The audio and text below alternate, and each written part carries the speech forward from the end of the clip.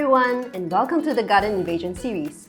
In this series, we will feature gardeners in Singapore who share a passion for plants. Today, we'll be visiting the home of an air plant specialist. Our friend Daniel will be giving us a tour of his green space. Here he is! Hello! Welcome to my cozy corridor garden. Hello Daniel, thanks for having me here today. Wow, this is quite an impressive air plant garden you have over here. Yes, I do. Okay, so first things first, perhaps you can share with us what is an air plant and why is it called an air plant?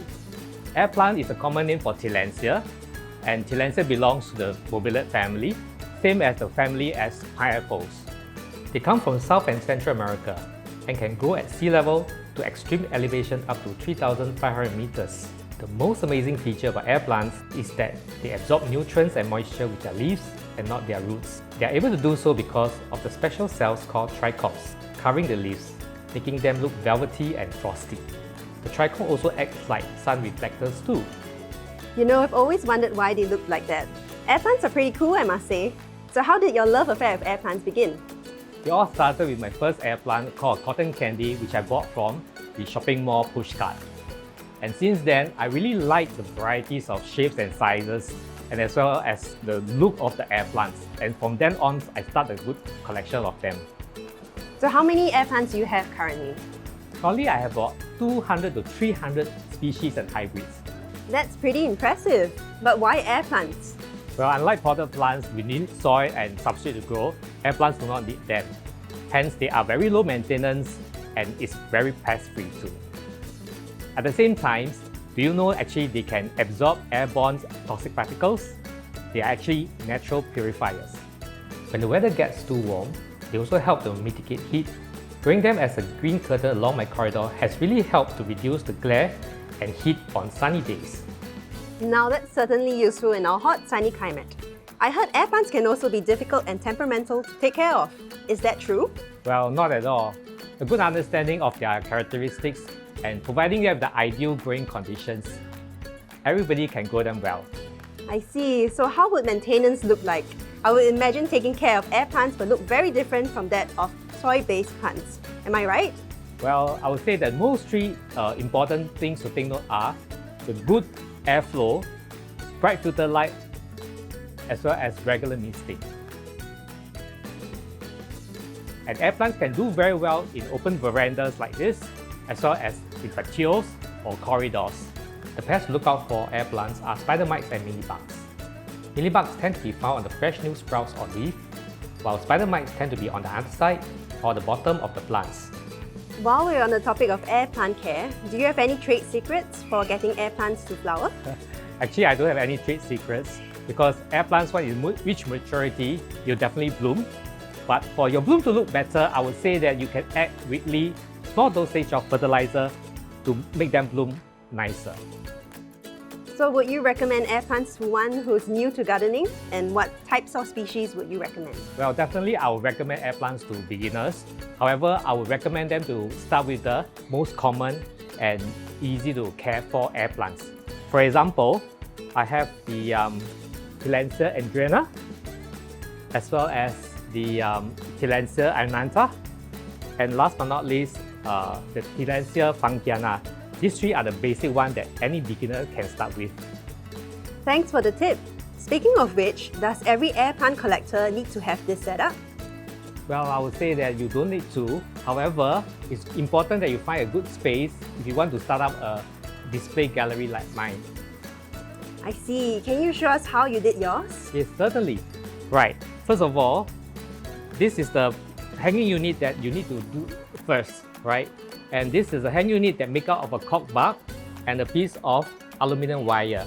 So what you need to do is to start to drill a hole onto this cork bark, and at the same time, after you finish that, you insert the aluminum wire into the cork bark. For this end of the aluminum wire, you make a hook, and at the bottom, you make a loop, and then you have a hanging unit. So does this display structure require any special maintenance? Yes, definitely. From time to time, you need to check on the materials and the setups to ensure that the safety is not compromised. So what would you recommend for people who do not have the luxury of space in their house? Well, air plant being relatively small size, what we can do is we can create display by gluing them onto rocks or stones. Let me show you.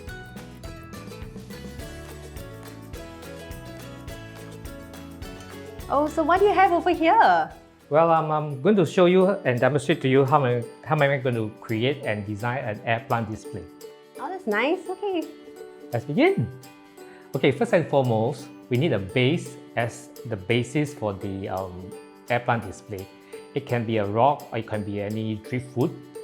Let me begin with this air plant. Right, currently I have 2 air plants in my hands, and before we can actually make use of them, let's do some trimming. Right, I'm going to use the scissors.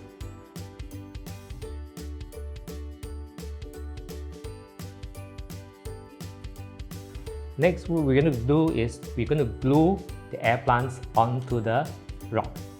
And before we begin, let's ensure that the surface of the area that we're going to glue on is clear of dust. As you can see, I'm going to just dabble a little bit of glue onto the base of this air plant here. Right, just the right amount. And I'm going to wait roughly about 10 seconds for it to dry. Right. Next, I'm going to place this air plant onto where I'm going to, the location that I've chosen, right? And I'm going to leave it on there, and I'm going to just lightly press enough for this air plant to actually adhere to the surface of this rock. Simple enough. Okay, next we'll come to this antenna. Similarly, dabble a bit of this glue onto the bottom of this air plant too, just the right amount. And likewise, I'm going to position this air plant onto the rock surface, and I want to just press quite lightly to ensure that the plant actually adhere to the rock surface. Okay, you may just want to do a little bit of adjustment to ensure that the plant are sticking it on well.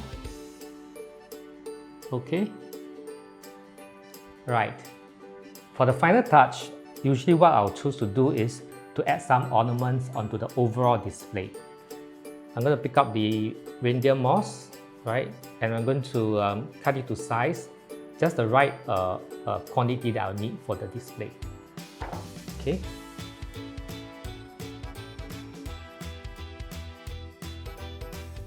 The final touch will be the mushrooms. Right. So this display is going to be of a garden theme. Therefore, I've chosen to actually use this mushroom.